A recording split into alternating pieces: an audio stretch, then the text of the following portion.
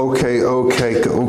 Welcome to the Cold Hard Facts podcast. I am DNA, the only one, the only, of course, back again once again. And I got a very special guest, Mr. TK. How we feeling?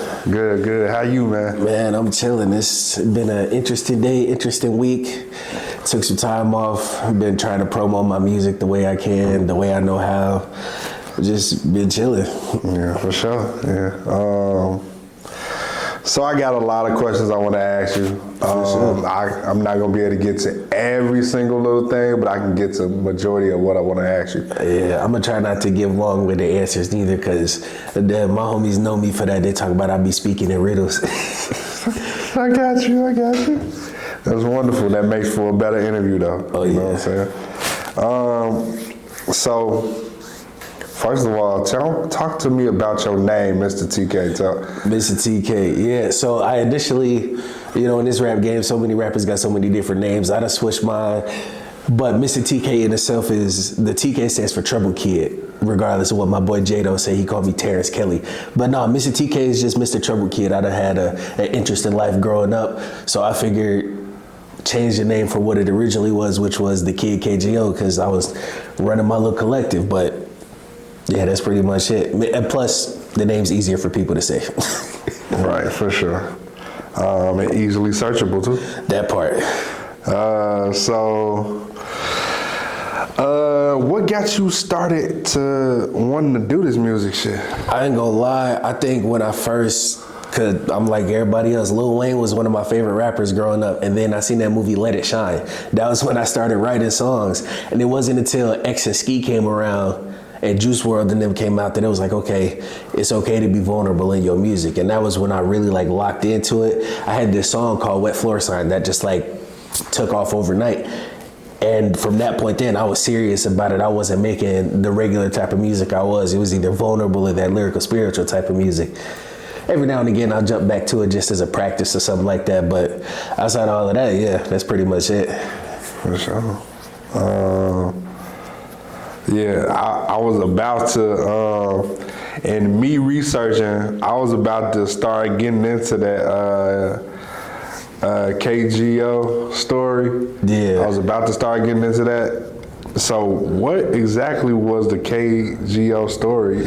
So that album itself, the title per se was inspired by JID's Forever story, but the KGO story essentially, it starts with how I got to where I was. Now, I'm not gonna lie, the album itself is backwards. So if you listen from In the Air up to the intro, it tells the story that way.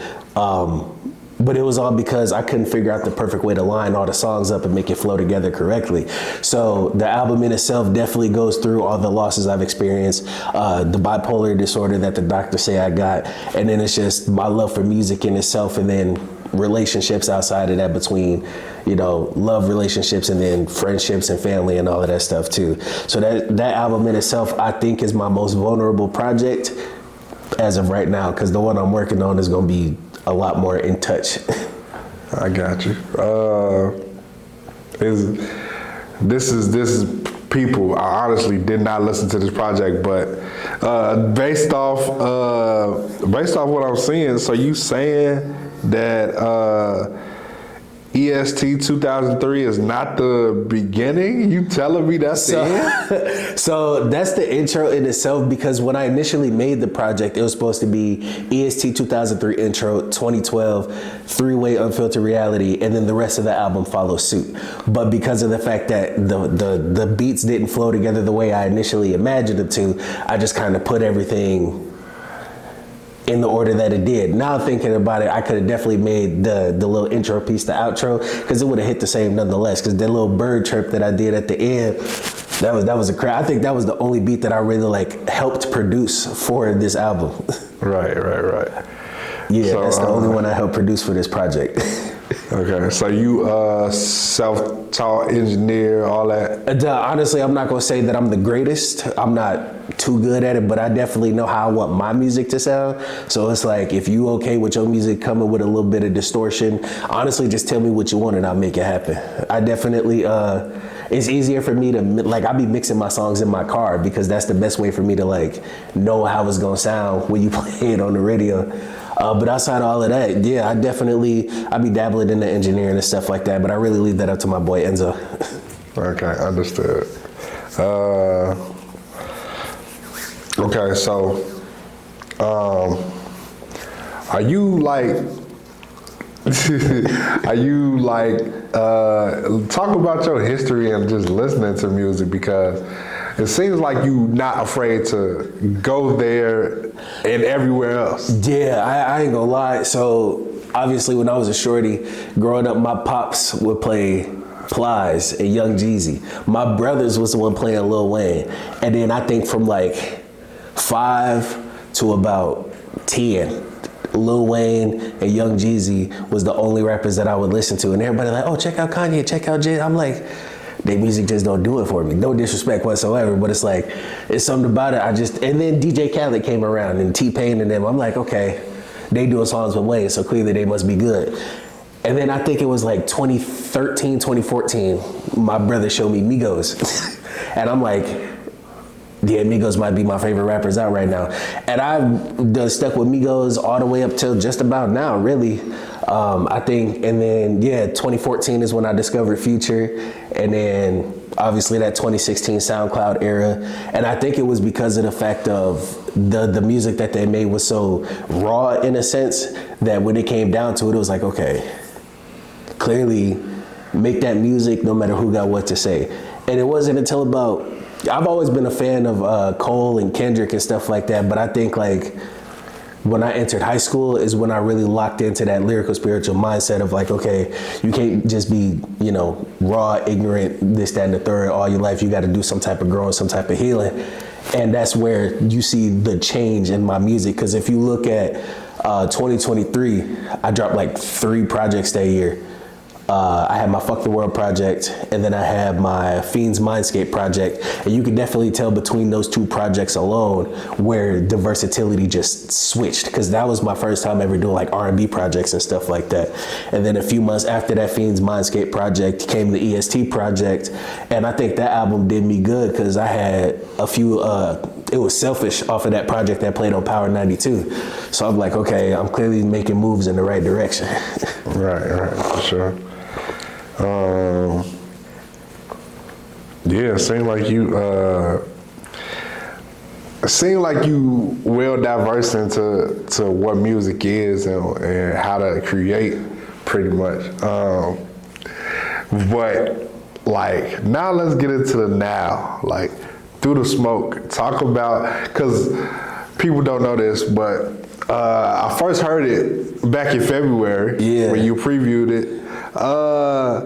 And what's gonna be going through your mind, bro, when you create something like that? So, shout out No More Heroes, by the way. Back to that night, when I initially was making that song, it took me like a year to get that song perfect in my sense, because it's like I had the lyrics done, but I'm like, there's something missing from this song. So my boy Commas, he had a show, and that's where I met PJ, and I was like, you know, she got a nice voice, let me see what she could do on this.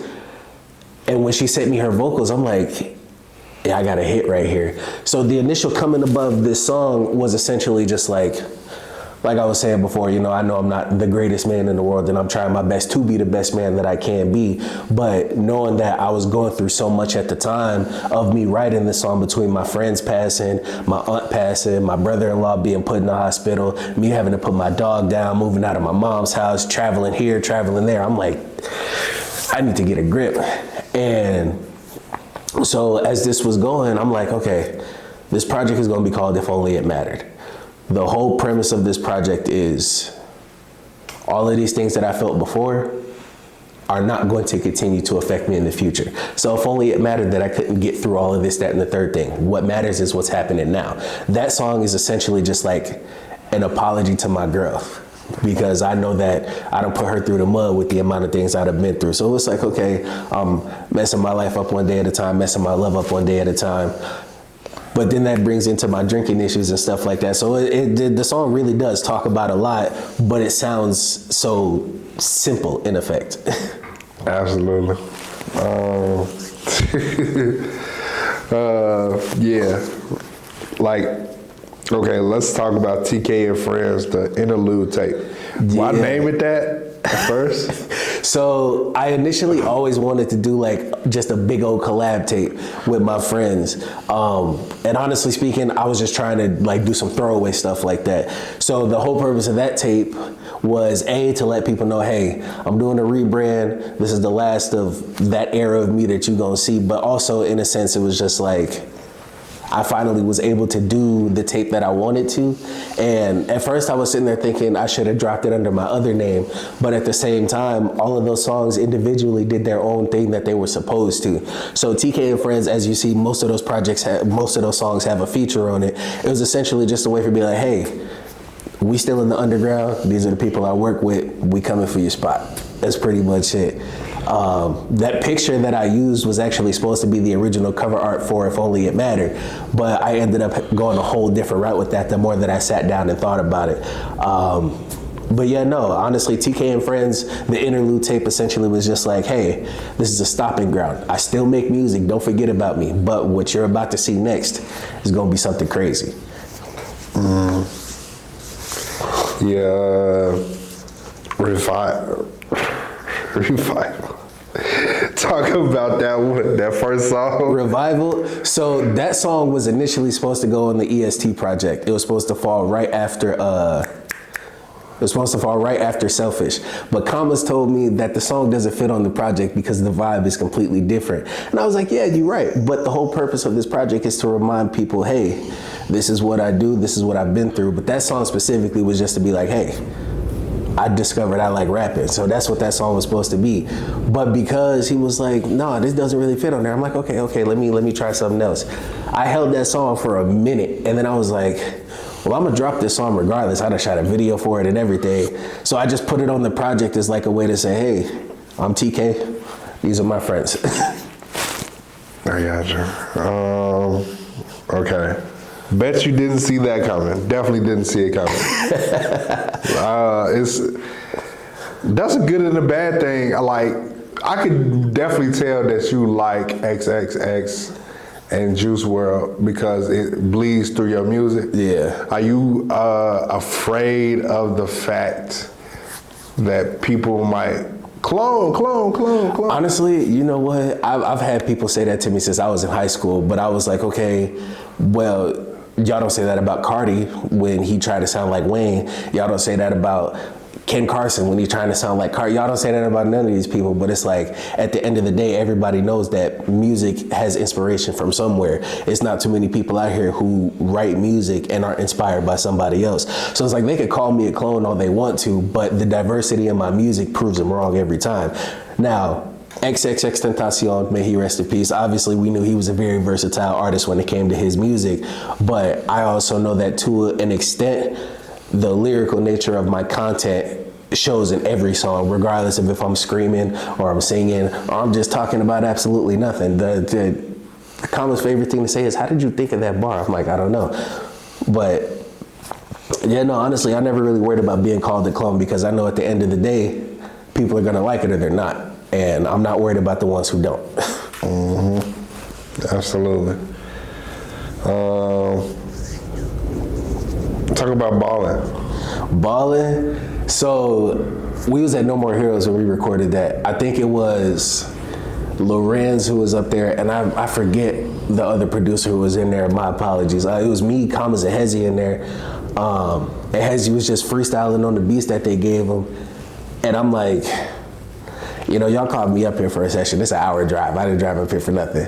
So I'm like, hey, Hezzy, let me hop on that song. That song honestly came out of nowhere. But I remember like the start of my verse, I was just trying to like match what Hezzy was doing. And mind you, I'm freestyling at this point, and it's one point that I punch and I switch the flow completely. You just hear comments in the other room. Thank you, damn, I told you to rap. I'm like, hey, listen, it's a process in its own. But yeah, no, Ballin' is definitely one of like the fun songs that we've made together. Shout out Loren, shout out Hezzy. But yeah, no, honestly, that song was really just a matter of like showing my versatility at that point, reminding myself that I rap for myself, not to try and impress nobody. So how do you create in a studio session? Do you need all the beats right then and there? Honestly, that's the way I prefer it, because I know that in a session that I know is only limited with time, I'm like, okay, let's make sure we got the beats together so we ain't got to worry about crafting the beat or this, that, and the third thing. More times than not, when I'm in the studio, I'm freestyling songs anyway. But if I do have something specific that I wanted to work on, it's written down, it's something that I've been practicing, and a song that I do genuinely want to get out. I know that sometimes I'll make a song and it don't come out the way I want it to, so it just stays in the vault. But as far as anything else goes, yeah, I would prefer the beats to already be done, so we're not sitting there waiting on beats to be ready and things of that nature. Right. What do you like more, performing or making the record? Oh, so you said one more time?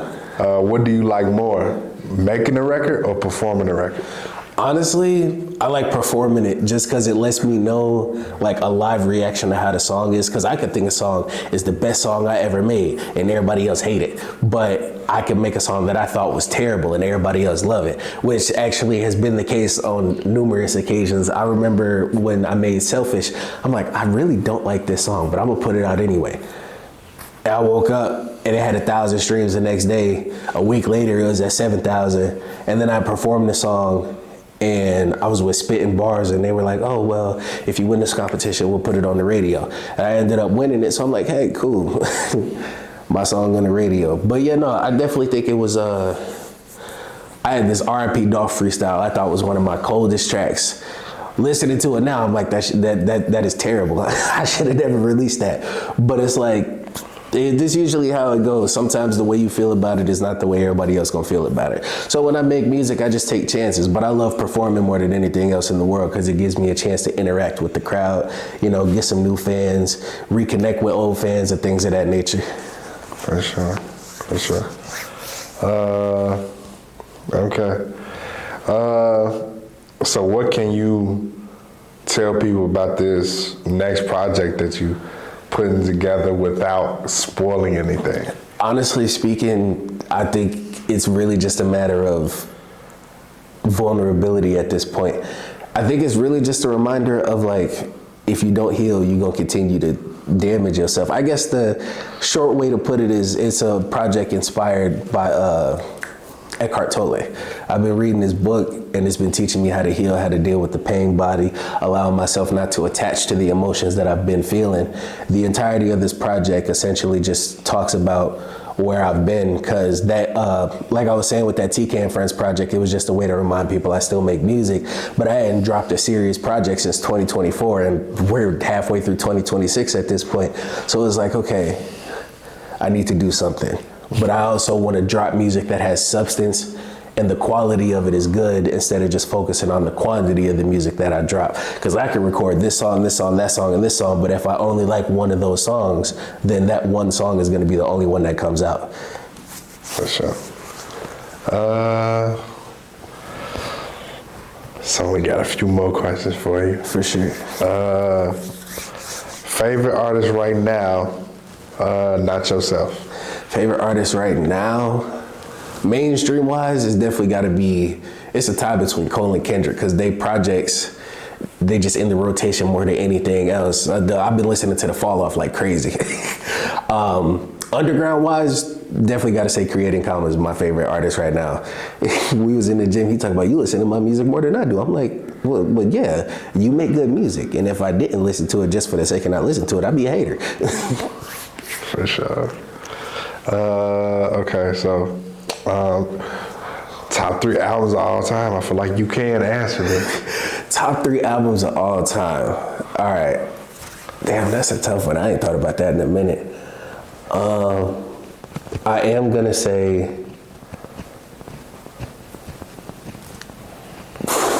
in no particular order, because it changes for me all the time.